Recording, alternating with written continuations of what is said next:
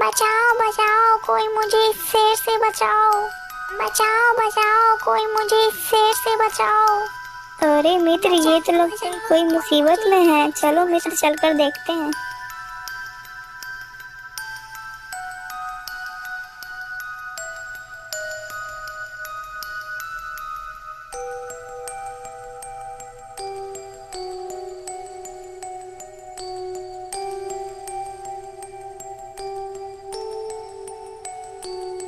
तुम कौन हो मित्र, और इस घने जंगल में अकेले क्या कर रहे थे?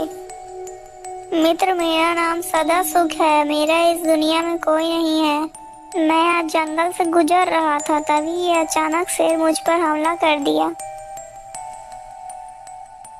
मित्र, तुम अपने आप को अकेला मत समझो। हम दोनों तुम्हारे अब से मित्र हैं और आज से तुम हमारे साथ ही रहोगे। मेरा नाम वीरसेन है और मैं इस राज्य का राजकुमार हूँ।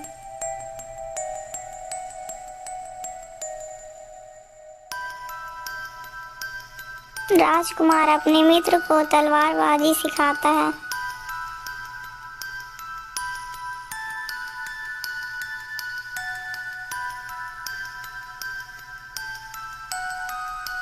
अरे मित्र, आज मैं अपने ससुराल जाना चाहता हूँ और वहाँ से तुम्हारी भाभी को लाना चाहता हूँ।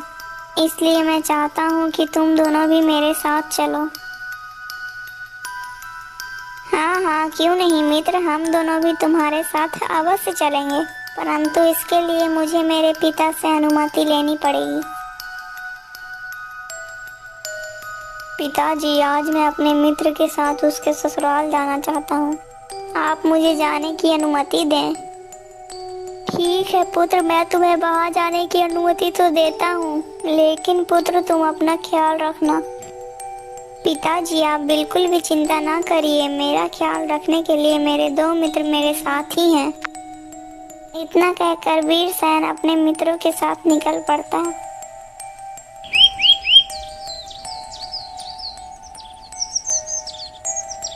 तीनों मित्र चलते चलते अम्बाराज पहुंच जाते हैं।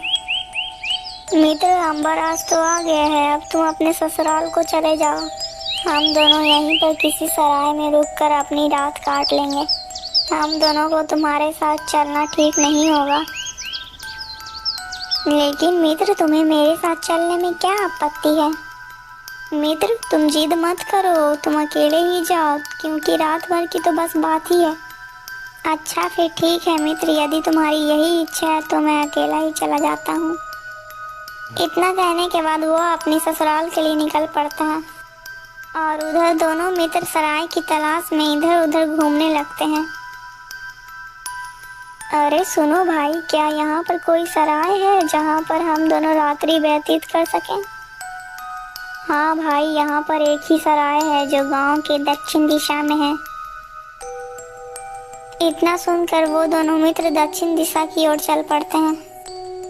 अरे मित्र, मुझे लगता है यह सराय वही है, चलो चलकर देखते हैं।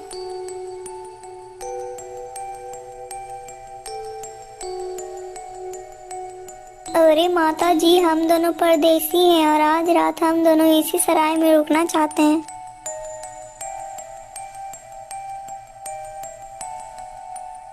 अरे ये बूढ़ी महिला हमें देखकर रो क्यों रही है? इसका क्या कारण है? अरे मित्र, ये बूढ़ी माता तो हमें देखकर रोने लगी। चलो मित्र, हम अंदर चलकर किसी और से पूछते हैं।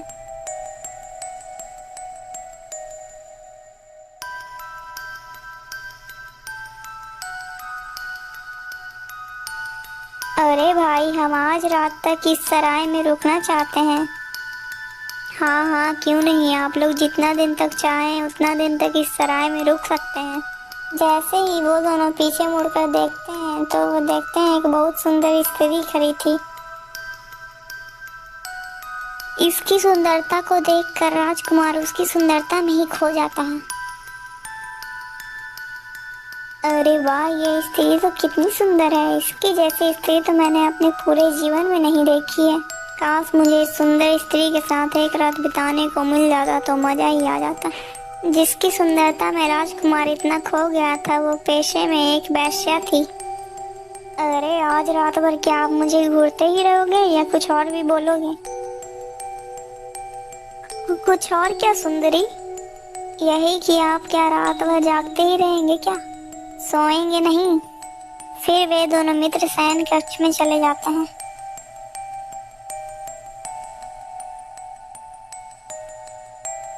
मित्र, तुम बस मेरी एक इच्छा पूरी कर दो, जिसके बदले तुम जो भी कुछ मांगोगे मैं तुम्हें वो दे दूंगा। अरे मित्र, तुम ये कैसी बातें कर रहे हो? यदि तुम मेरा जीवन भी मांग लो तो मैं तुम्हें वो हंसते हंसते कुर्बान कर दूंगा। अरे नहीं मित्र, तुम ऐसे मत बोलो। मैं तो बस इस स्त्री के साथ एक रात गुजारना चाहता हूँ। अरे ये तुम कैसी बातें कर रहे हो? मैं तो खुद तुमसे मिलने के लिए बेचैन थी। ठीक है मित्र, तुम दोनों यहीं सो जाओ और मैं बाहर जाकर सो जाता हूँ। इतना कहकर वो बाहर की ओर चला जाता है, लेकिन वो यहाँ का माहौल देखकर बहुत ही ज्यादा चिंतित था। आखिर यहाँ क्या चल रहा है? हमारे इस सराय में प्रवेश करते ही वो बूढ़ी नायरा क्यों रो रही थी?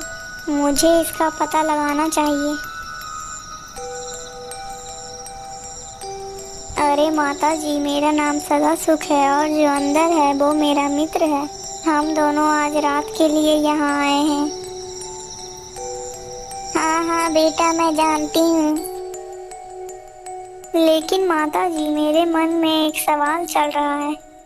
यदि आपकी इच्छा हो तो क्या मैं वो सवाल आपसे पूछ सकता हूँ? हाँ बेटा, जरूर पूछो, तुम्हें क्या पूछना है?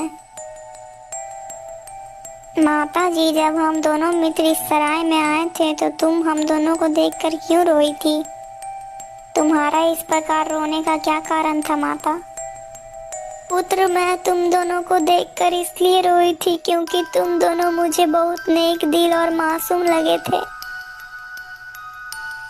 लेकिन माता जी, इसमें रोने की क्या आवश्यकता थी? पुत्र, मैं रोई इसलिए थी क्योंकि कल तुम्हारा प्रिय मित्र मर जाएगा। बूढ़ी माता की यह बात सुनते ही उसके पैरों तलक की जमीन खिसक गई। लेकिन माता जी, मेरे मित्र को कौन मारना चाहता है? कृपया कर उसका नाम बताइए। अरे पुत्र, तेरा मित्र आज रात जिस औरत के साथ सो रहा है वो कोई औरत नहीं, वो तो एक नागिन है, जो आधी रात होते ही मुसाफिर को डस लेती है और उनका पूरा धन अपने पास रख लेती है। बस यही सारी बातें सोचकर मैं रोने लगी थी। माता जी, मेरे रहते हुए तो मेरे मित्र को कोई मारना तो दूर, कोई मेरे मित्र को आंख उठाकर देख भी नहीं सकता। इतना कहकर वो चुपके से राजकुमार के कमरे में जाकर छिप जाता है। दोस्तों, आपको अगर ये वीडियो अच्छी लगी तो प्लीज़ वीडियो को लाइक करके चैनल को सब्सक्राइब कर दीजिएगा और इसका पार्ट 2 हमारे चैनल में आपको ज़रूर मिल जाएगा, आकर ज़रूर देखिएगा दोस्तों।